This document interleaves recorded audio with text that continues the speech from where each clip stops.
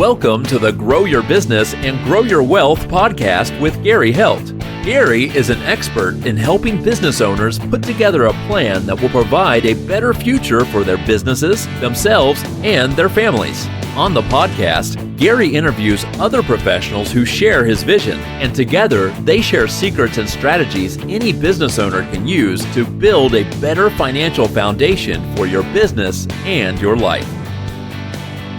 Hey, welcome back to the podcast.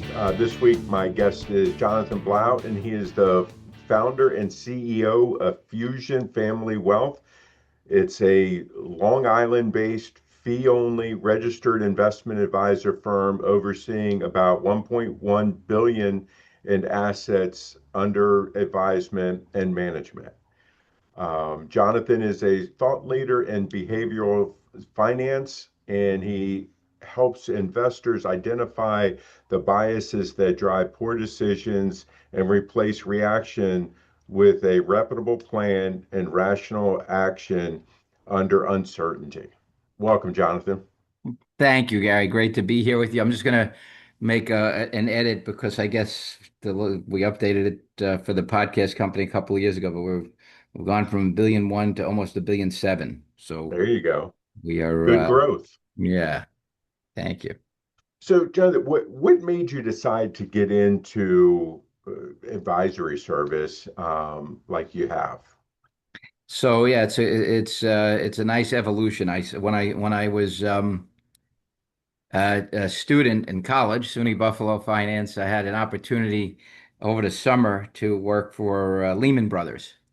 And the person who gave me the opportunity was in those days what I'd call a stockbroker. Lehman this was about the summer of '87.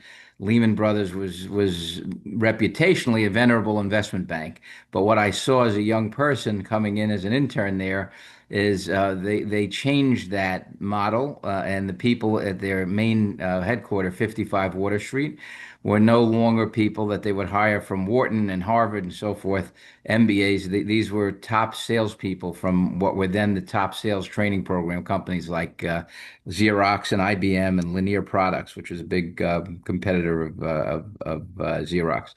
And at the end of the day, these people were thrown in a room for a 4-month training program. What they were training to do was pass a Series 7 exam, which should take 4 hours to study for, but they took 4 months. And then they came out and they became the most successful sales team in the history of the firm because they needed salespeople they learned, not Harvard MBAs who didn't know how to sell their way out of a paper bag. And so what I learned from that is they were calling on very wealthy people with what were called Dun and Bradstreet cards. So it'd say Joe Jones, CEO of XYZ company, approximate net worth 10 million, and you call them up and you try to give them a pitch on buying whatever you're trying to sell them to make a commission that day. And what I learned quickly there is there's no real advice. This is an area that needs a lot of help, heavy lifting to get to the right delivery of advisory services. And that was my first thought about it. And I was only 19, 20 years old. And when I graduated college, I decided to pursue that. And so I worked in the brokerage business for about 1.5 years after college. Then I went back to grad school, pursued my master's in tax and MBA in accounting with the thought of that's how I'll learn the technical aspects of what wealthy people need to deal with, and then do advisory the right way. And then after 4 or 5 years with one of the big six accounting firms in their family wealth planning group, I joined what was then the largest privately owned wealth management firm in the country called Sanford C. Bernstein, which is now called Alliance Bernstein. They merged with Alliance in 2000. And I was the youngest person they'd ever hired directly as an advisor at 29. They always hired usually third stop career people who had a big Rolodex because the way they managed money was the same. So they needed distribution. So I was an unusual hire, but I spent 3 months in the interview and got myself in there, fortunately. And in the training program, which was 6 months long, they had one day on investor behavior and behavioral finance. And it wasn't even a full day. It was a couple hours. And that stuck with me. And so for the first part of my career at Bernstein, I was 29. I raised about $50 million in new assets, which back then was very, very, very good first year. And then by 2000, because of the dot-com bubble bursting, along with the terrorist attacks. I saw that 50 million turn to 25 million in the blink of an eye, Mm. and a lot of panic clients and calls every day. About what's going to happen? When's this going to end? We're going to run out of money. Should we sell all our stocks and all that kind of stuff? And so I found myself walking the same people off the same cliff today that I did a week ago, a month ago, and 2 months ago. And it was a very tough way to run a practice and hard to help people after the crisis happened. And so then I recovered, business regrew. By 2007, we had gone back to like almost 100 million. And then the great financial crisis hit, which was only 6 years after the 2002 crisis ended. And we didn't see a 50% decline. We saw a 60% decline from the peak. So the 100 million turned to 40 million. So here I am in this treadmill, and again confronting the same thing, talking to the same people off the same cliff today as I did a month ago and 2 months ago. So it hit me like a ton of bricks. We've got to find a better way to help clients succeed and stay with their plans, and also to run a smoother practice than fielding these daily phone calls for 2 years of a crisis. And so that's when we decided we have to do the lifeboat drill long before the bow of the boat touches the water. You can't disembark the people on the Titanic after they hit the iceberg. You've got to have done that drill long before.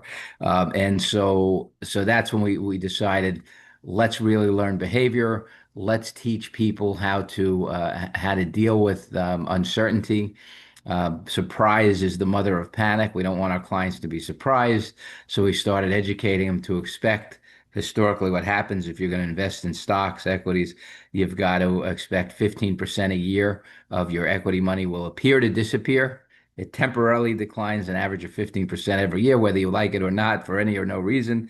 And then twice that amount, about a one-third decline 1 year in 5 or 6. That's the average down or bear market. That's down at least 20% from a recent high, but 33% down is the average one of those. And so we started learning how to teach people all of these things. And also, we're programmed, and this is the key, we're programmed for survival, not to survive the vagaries of the capital markets and navigating financial decisions under uncertainty. We're programmed to survive the African savannah, the lion or the bear in the woods coming to kill us permanently. And that's how our biases are, right? So we have this amygdala, this walnut-shaped organ, two of them at the base of our brain. And so if the bear in the woods is coming, without thinking, we're programmed to survive. Run, don't think, just Right. run. And the problem is, over the last 50,000 years, the amygdala and our bias system hasn't modernized to deal with the threats that we're really dealing with today, which is the threats of finances under uncertainty. In this case, we talk about investing. So we've retaught anyone who interviews us how to think about what's happening in their brain when they're dealing with uncertainty in money, and how to undo it, right? So they can stay with their plans. So we can talk more about that and what that means, but that's behavioral finance. I mean, that I'm going to say that sometimes that probably sounds easier than it really is. I mean, getting somebody to change their mindset isn't always the easiest thing to do. It's not easy at all. In fact, the way we start a conversation with a new potential investor is tell them everything we're going to tell you today is going to sound both counterintuitive and countercultural. So open your mind, because it's the opposite. So, for example, one of the reasons there are many that people fail as investors is the way we're programmed to be more sensitive to losses than gains. It's called loss aversion bias. Hmm. So we feel the pain of a loss 2.5 times more than we feel the pleasure of an equivalent gain to be pleasurable. So what we look for is not strategies in money or otherwise in life that are going to maximize our long-term well-being. We don't. We look for strategies that are going to minimize our short-term chance of loss, because that's how we're programmed. So when it comes to investing, what do we look for? Well, we want to have, that's why people want to have more bonds, keep money in cash. Let me wait and see till the dust settles. It's that loss aversion bias kicking in. And the problem is when you're investing to protect your money from its biggest threat, which is not volatility, it's inflation. Volatility is the temporary fluctuation every month in the number of dollars I might see on the statement. The industry has us all convinced that's my biggest threat. It's not even a threat. And by misdefining that as the biggest threat, the solution to the problem is wrong if you define the problem wrong. So the solution is more bonds. And the older I get, the more bonds, the more bonds, the more bonds. And the problem is when you redefine risk and safety, not in terms of temporary fluctuation of your number of dollars periodically, but the permanent erosion of every one of those dollars' value to inflation. And by putting bonds in there, which freeze every dollar in the bond for the 10-year or 20-year maturity of it, so it can't grow past the dollar, right? When Right. inflation in 30 years requires $2.50, you're out of money. You've long since unwound the principle of those bonds to make up for the fact that you're not keeping up with the biggest threat, inflation. And so what we retrain our investors to do is to understand if your biggest threat needs to be defined in the inflation characteristic, the loss permanently of each dollar, then investments that lead to the protection and growth of your purchasing power, which is real estate, company ownership through stocks, which is what we talk about. Those investments that lead to the protection and growth of purchasing, those are safe. Stocks are safe. Investments that lead to the freezing and diminution of your purchasing power, bonds, those are risky. So I'm telling you something that's not different than everything you've ever heard. It's the opposite. Right. You've ever heard so it starts there, and then we start to teach them why they believe those things. Investors tend to equate smooth with safe. If I'm not bouncing around, it's safe. And the problem is inflation is like a silent killer. So you think you're safe as you're not bouncing around, and then you wake up in 15 years, you find you've got to switch to cat food because your $1 million is now only buying you about 600,000 worth of stuff, and there begins the downward spiral of your wealth. So that's really what it comes to. So at Fusion, we do a couple things. We help people redefine what risk is and what risk isn't, and then we help them build plans that they're not used to being told they need to build to fight that real threat, not the one that they've been told they have to fight, volatility, because you come up with the exact wrong solutions. So when you start working with someone, because lots of times, I have found as business owners and investors and stuff like that, we end up sabotaging ourselves All the time. because, Yeah, all of various different things. What are some of the common things that you're seeing that people are doing to sabotage themselves? So when you talk about entrepreneurs who are successful on whatever level they're successful, it's all relative. They have what's called overconfidence bias. So they believe that these behaviors that I'm talking about, which by the way, human nature is what causes all of these problems. And human nature is immutable, meaning whether we're a successful entrepreneur, we have a PhD in finance, or never went to school and never practiced in business, right? We will react to fear and regret and loss aversion and all of those things the same way. It doesn't matter how smart we are or how Mhm. successful we are. But the more successful we are, the more we think those things don't apply to us. We don't need help with them. I can do this on my own. I look at this business I built. That's one of the biggest reasons entrepreneurs fail. They need this help usually more than us. I wrote an article in the middle of 2020, the pandemic that Barron's published, which highlighted the habits of what is arguably not just the country's, but one of the world's wealthiest investment clubs called Tiger 21. And it stands Mhm. for the Investment Group for Enhanced Results in the 21st Century. Many of them are billionaires. And they publish every quarter as a group, not as each individual member of the group, but what their allocation is doing. So this quarter, we might have gone from 9% cash to 13, from 10% hedge funds to 5%, and so forth. And so what I was able to prove with their own publications is that they make the same mistakes as everyone else I've always worked with who aren't billionaires and successful entrepreneurs, but they do it with two major differences. They do it with a lot more confidence and a boatload more money. So that's one of the biggest reasons. And the other thing is, if people are running a business, they tend to look at their investment portfolios the same way they look at their divisions in their business. So if I'm running a business and I'm looking quarter to quarter and I see, gee, the last 2 quarters, this division has been sucking wind. I'm just going to jettison it. I'm going to get what I can for it. I'm going to reinvest the money in this here division A that's been really knocking the cover off the ball. And so they're Mhm. juggling that way. And when you diversify investments appropriately, you have, let's say, 8 different exposures: small company, US, large company, international, developed markets, developed Europe and Japan, emerging Asia, India. And now you start looking at those as divisions. So in investments, when one of those components is not doing as well as the others, it means it's on sale. It means I want to add money to it. I want to do the opposite thing I'd be doing is as if I was treating it as a losing division in my business. But because I'm trained to do that, I'm actually going to treat it as a losing division. I'm going to sell it while it's cheap and put more money into the investment that's wildly overvalued because I'm thinking of that as a winning division.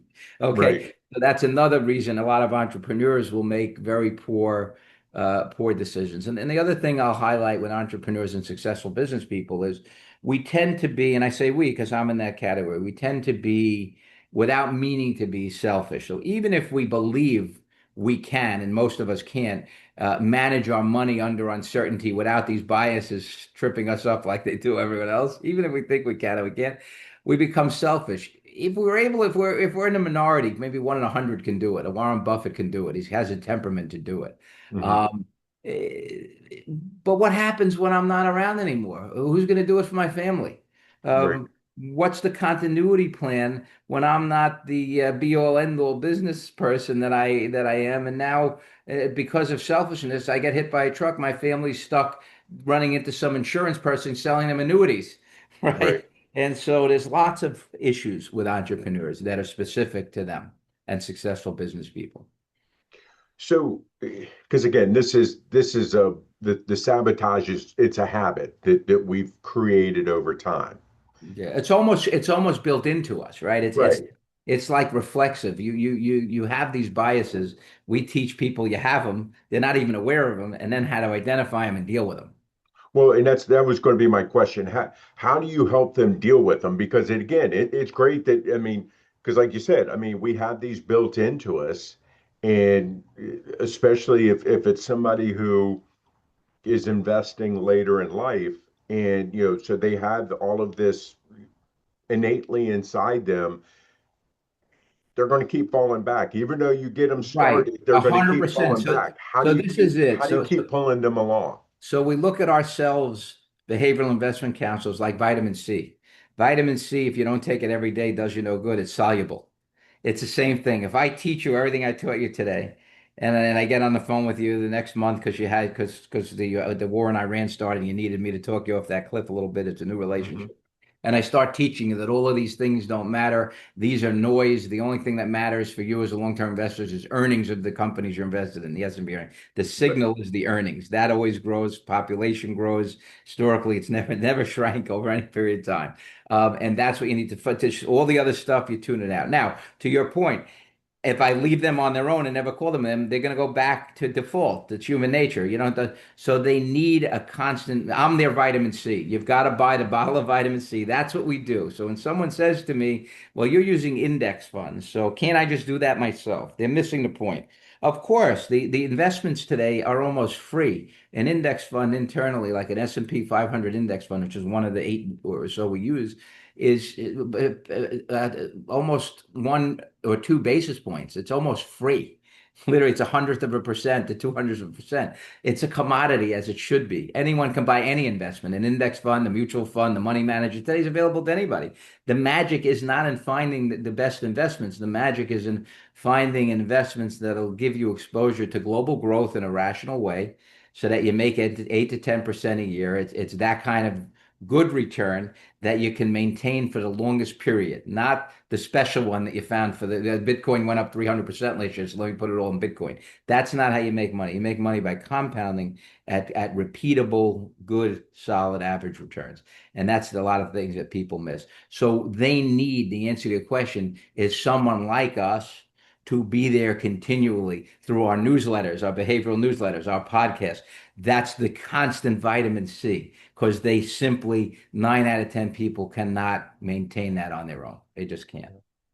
How so? I mean, you're saying, hey, you have the your newsletter, you have your podcast, you're talking with them. How often are you talking with a client? I mean, I know if they're calling in, you're talking to them, but Yeah, no, I but mean, formal, our kind of formal schedulely. protocol, right? Yeah. Our formal protocol for client communication. So when I started out in the industry, we did what the rest of the industry traditionally did because the wealth management industry for individuals was born out of the pension or institutional wealth Hmm. management. In other words, until the 70s, individual investors couldn't get what's called a professional money manager or a separately managed account, as they called it, an SMA, which was to say it was only available to very wealthy clients, people with millions of dollars of pensions.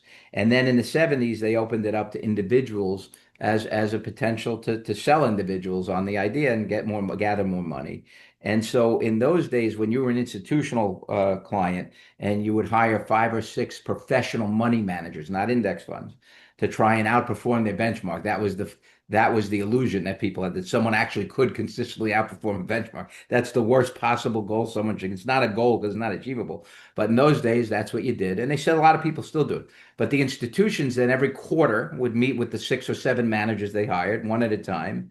And Hmm. what they do is say, how'd you do? How'd you do? And say, oh, how come you underperformed the S&P? This guy outperformed it. And they'd constantly be buying high and selling low and repeating until broke. They'd be chasing the best every quarter. Well, you did better than that guy, so we're going to give more money to him now, okay, or her. And so when it was rolled out to individuals, that became the protocol. You met with your clients every quarter and went on the destructive process of encouraging them to chase performance by doing that, Right. right? Looking at all the wrong things way too often. So what we did when we went into strict behavior about 14 years ago, we changed it from four times a year to once or twice a year because what studies have showed and my experience shows, the more often someone looks at their portfolios, the worse they do. Why? Because they're reacting more.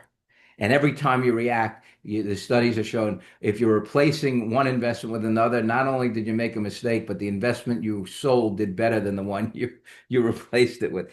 And you incurred taxes, as you know, right, and Of doing and course. everything else. Yep. So that's what's happened. So because of it, our formal protocol that we encourage the first year, twice a year, and after that, once a year. We tell people you shouldn't be looking 3 to 4 times a year to make sure your 3 decade plan is still on target in an environment that fluctuates, on average 15% a year.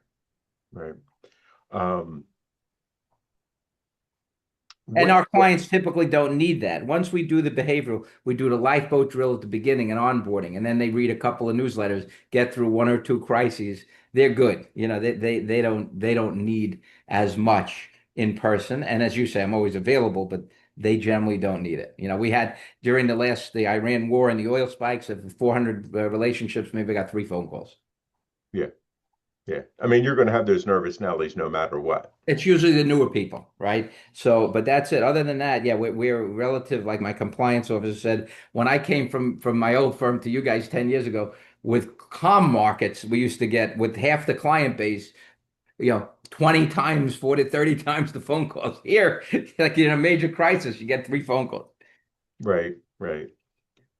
So we covered a lot of stuff, and I mean, we could go on forever with this because like you're saying, so much of it is behavioral, and everybody's a little bit different in that. What what question have I not asked you wish I had? Um, what question if I wish you had asked me? Well, I'm gonna, the why is behavioral investment counseling so much more effective than traditional, right? And one of the things that's an important question. So the big firms with big names that I've worked for many of them, from Mhm. Morgan Stanley to Smith Barney to UBS, is they're advising investors on variables like our economists' forecast of the economy and when the recession is coming, which of course nobody knows. Our equity analyst view of which sector, technology or energy, is going to be doing better next year versus this year. So we should Mhm. reposition. Those we call timing and selection variables, and they can't be predicted or controlled. So the industry is advising on variables that can't be predicted or controlled. You can imagine why the outcomes generally are not consistent and generally not satisfying. At the end of every investment offering memorandum, there's something that's, I'm paraphrasing, uh, past performance is Mhm. no indication of future performance or guarantee. So the interesting thing is we advise on behavior. One is it's generally what we've learned is the biggest determinant of success or failure is how you behave. It's not what your investments were in '08. It's did you sell out of equities or did you keep them? Right? It's always your behavior that determines success or failure. So the nice thing is if that's the biggest variable that determines success or failure, the beautiful thing about it is unlike past performance not being indicative of future performance, what I've learned is past behaviors are almost always indicative of future behaviors. So they're both predictable and controllable. So Mhm. you're taking the investor's biggest impediment potentially, and you're addressing it head on to identify it and help them control it in a way that's going to allow them to succeed. Great.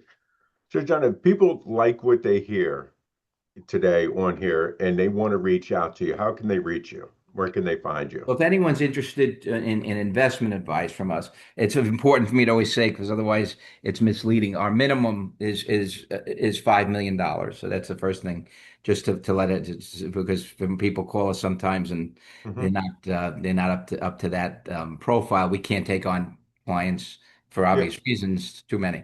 But we're happy to entertain any questions anyone has from your podcast, just as a service to you Yeah. as having us as a guest. So they can reach us at our website, fusionfamilywealth.com. Our podcast is also on there, which is called Crazy Wealthy Podcast. And they can reach us by phone at 516-206-1320. And that's the best way. Our information is all on our website, fusionfamilywealth.com. Great. Jonathan, I really appreciate your time today, and I think our listeners got a lot out of this. I hope so, and I appreciate you having me, Gary. I enjoyed getting to know you. Great. All right. Hey, this week guest was Jonathan Blau, and he is the founder and CEO of Fusion Family Wealth. And I'll see you guys next week.